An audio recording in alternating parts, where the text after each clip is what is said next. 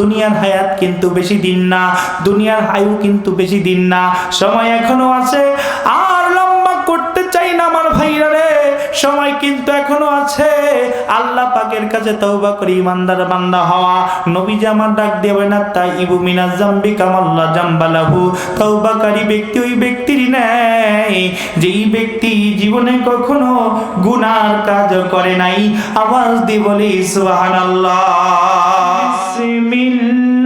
বিসমিল্লাহির রহমানির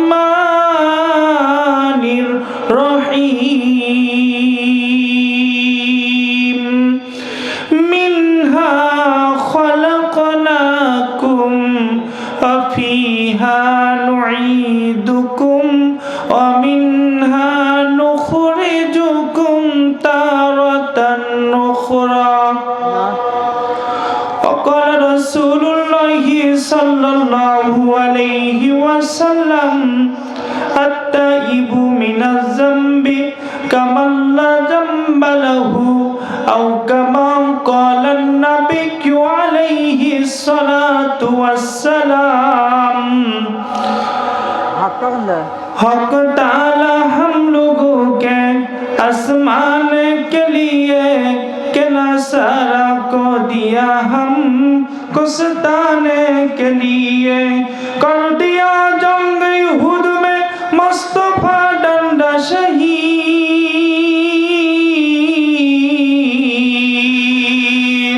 ए शरीयत तरीक़त दिन बचाने के लिए, नाना जी का दिन बचाने के लिए हजरत हुसैन कर दिया तू करबला में दिन बचाने के लिए। मायर पेटे जन्मे शिशु पानिर पेटे मास,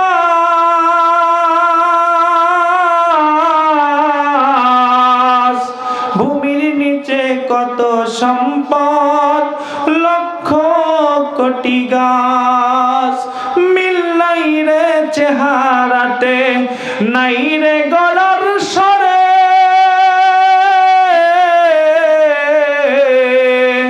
অদ্ভুত তোমার কারিগরি দেখিব জীবন ভরে, একই বাঁধনের সৃষ্টি তোমার নর নারীর দেহ, তবু কেন পৃথক এত বলতে পারো কেহ। নারীর কেন মোচ হয় না মুখে হয় না দাড়ি, গলার স্বরে মধু মাখা আমার মায়ের বুকে মধুর হাড়ি। সবই কুদরত তোমার, প্রশংসা করি সবাই আল্লাহ তাআলার। লা ইলাহা, আওয়াজ দিয়ে লা ইলাহা, লা ইলাহা ইল্লাল্লাহ, লা ইলাহা। বাড়ি বাড়ি করো বান্দা, এ বাড়ি তো তোমার নয়, আসল বাড়ি হবে তোমার। মাটির কবর শুধুই বিছানা। লা ইলাহা, লা ইলাহা ইল্লাল্লাহ, লা ইলাহা। আর দেরি নয় সারিয়া দে দুনিয়াদারি, মন তোমায় ডাক দিয়াছে ওই কবরের বাড়ি। ও তোর উপায় কি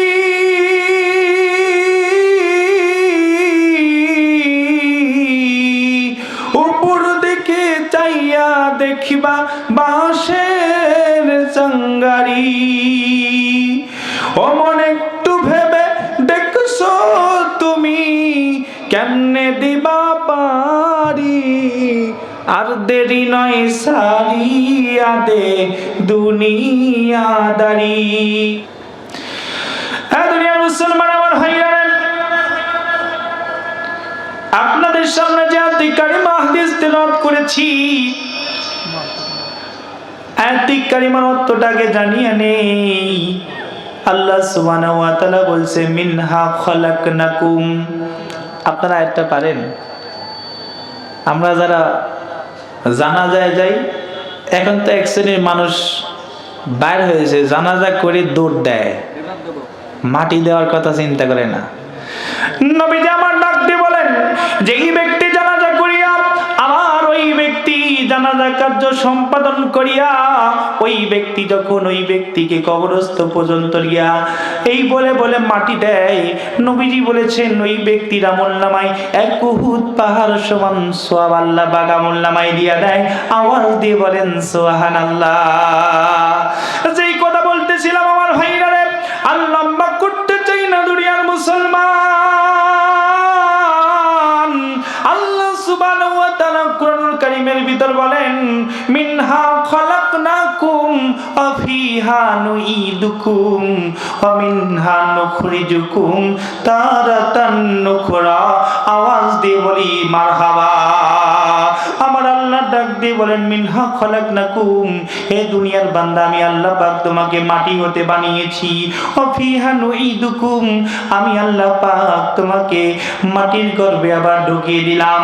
ওয়া মিনহা নুখরিজুকুম তারাতান নুখরা, তুমি জানিয়ে নাও বুঝিয়ে নাও তোমার জীবনের সাথে আমি কিন্তু আল্লাহ পাক তোমাকে আবার এই মাটির গর্ভ থেকে আবার হাসরের ময়দানে উড্ডয়ন করব। নবীজি আমার ডাক দেবেন না তাইবু মিনাজ যামবি কামাল্লা জামবালাহু। নবীজি ডাক দেবেন যেই ব্যক্তি দুনিয়ার বুকে এই কথার উপর আমল করে, আমার আল্লাহ পাক আমাকে দুনিয়াতে মাটি হতে বানাইলো, শুধু তাই নয় মাটির গর্ভে আবার ঢোকাইবে। আমার বন্ধুরে আত্মীয় স্বজন বন্ধু বান্ধব পাড়া প্রতিবেশী কত মানুষজন এসে কেন্দে কেন্দে আপনার আমার কাফনটা বন্দার সম্পাদন করবে। ও বন্ধু এরপরে কাঁধে উঠাইয়া কবর পর্যন্ত নিয়ে যাবে, আর কবর পর্যন্ত যাওয়ার পর এই দোয়া পড়ে পড়ে মাটি দিয়ে চলে আসবে। ও বন্ধু একদিন যাবে, 2 দিন যাবে, 3 দিন যাবে, 5 দিন যাবে, 10 দিন, 15 দিন, 1 বছর, 2 বছর চলিয়া যাইবে। কেউ কিন্তু আর পিছন ফিরে তোমার খোঁজ নিতে আসবে না। এ আল্লাহর বান্দারা, দুনিয়ার মুসলমান, একটু চক্ষুটা বন্ধ করে দেখো। তুমি নিজের তোমার জীবন সম্পর্কে কোনো খেয়াল রাখতে পারবে না, তুমিও নিজের দিকে কোনো কথা তোমার মনে থাকবে না। আমার বন্ধু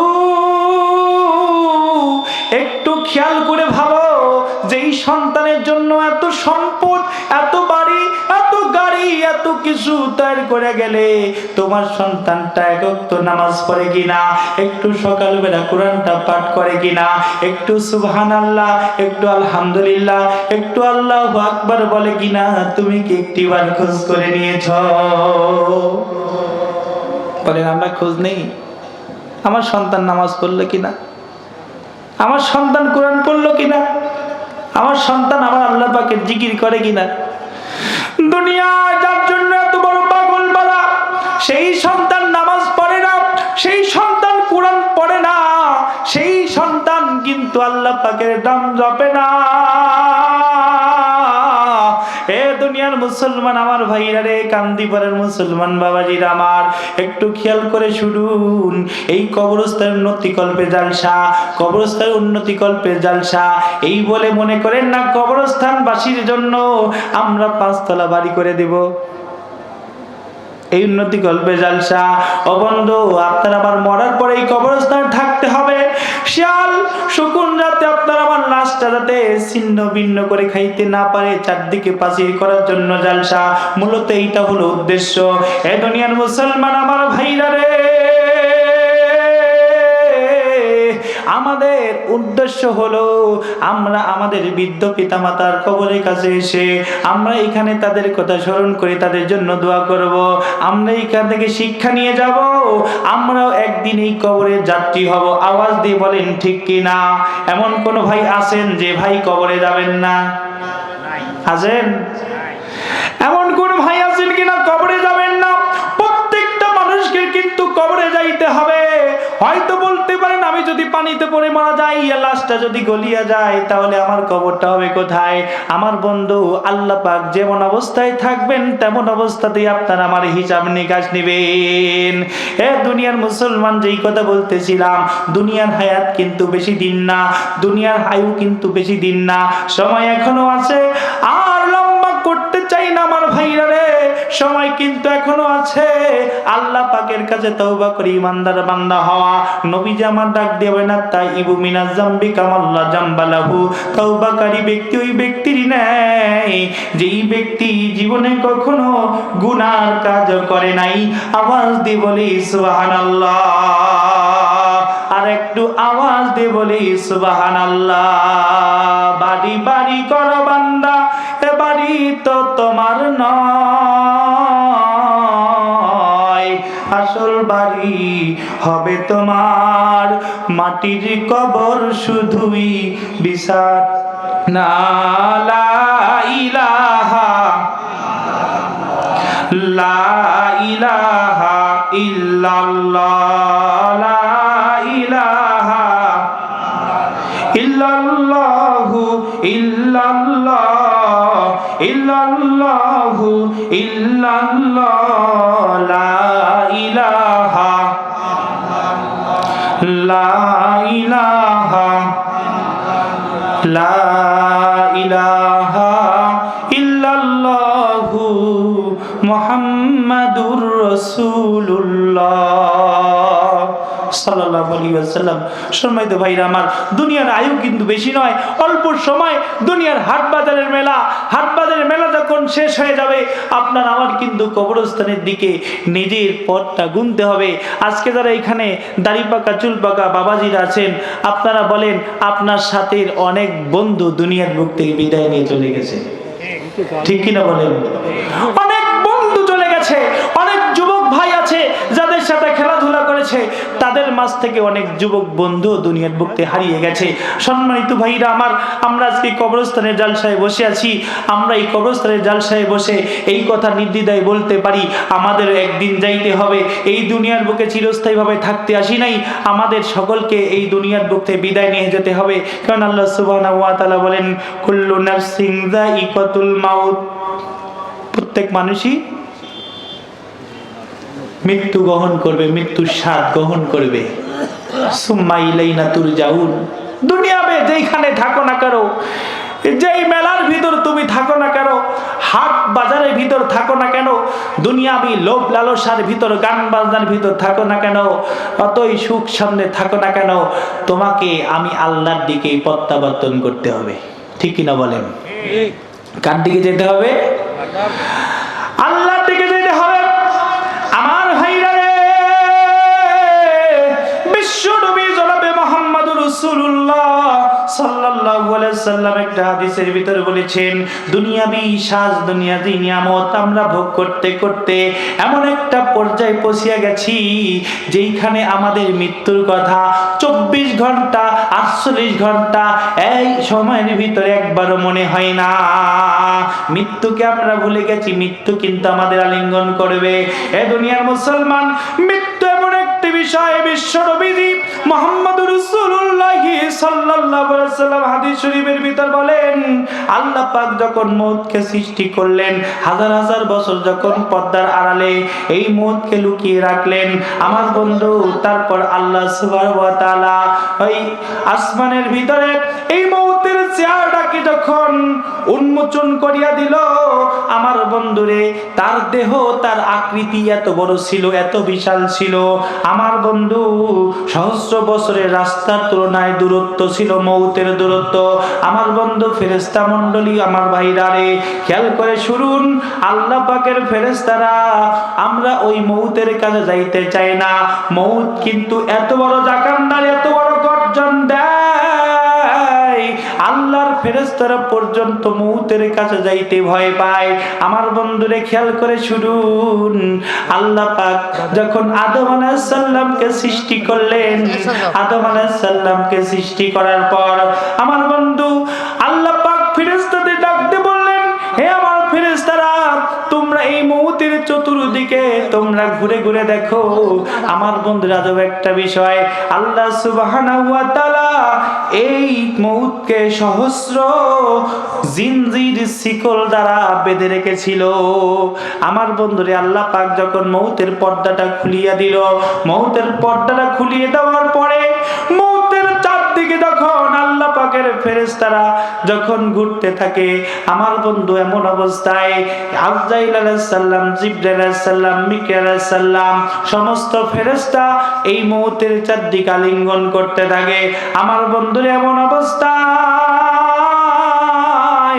আল্লাহ পাক তার নবী আদম আলাইহিস সালামকে তার সামনে রাখিয়া এইবার ফেরেশতাদের বললেন, যাও তোমরা মউতের চারদিকে ঘুরে আসো। আমার বন্ধুরে মউতের চারদিকে আল্লাহ পাকের ফেরেশতা মণ্ডলী ঘুরতে থাকে। আল্লাহ পাক ফেরেশতা যখন চারদিক দিয়ে ঘুরে, এমন অবস্থা আল্লাহ পাক মউতের শিকল, মউতের পর্দা যখন খুলিয়া দিয়া দিল, আমার বন্ধুরে তখন আল্লাহ পাকের ইচ্ছায় এই মউত ফেরেশতা এবং আদম আলাইহিস সালামের মাথার উপর দিয়ে ঘুরতে থাকে আর চিৎকার করে করে এই বলে বলে ডাকতে থাকে, আল্লাহর বিকট সৃষ্টি আমি, মউত আমার নাম, ভবের লীলা সঙ্গ করা হইল আমার কাম, মাতা পিতা হরণ করি এতিম করি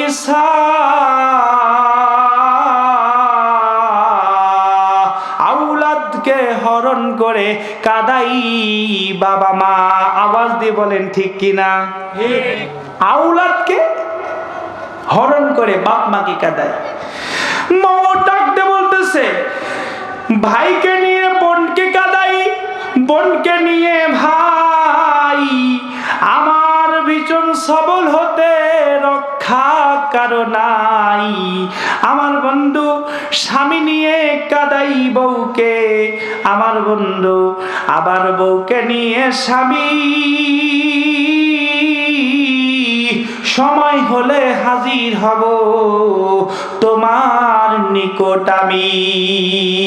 আমার ভাইরা রে, চক্ষুটা একটু বন্ধ করিয়া দেখুন, সামনে কিন্তু কিছুই দেখা যায় না। কবর এমন একটা জায়গা, ওই কবরের ভিতরে যাওয়ার আগে কিন্তু নিজের জীবনটাকে সংশোধন করতে হবে। যদি নামাজ না পড়ি নামাজ পড়তে হবে, যদি ইমানদার না হই ইমান আলা হতে হবে, যদি বেঈমান হই তওবা করে ইমানদারিত্ব গ্রহণ করতে হবে।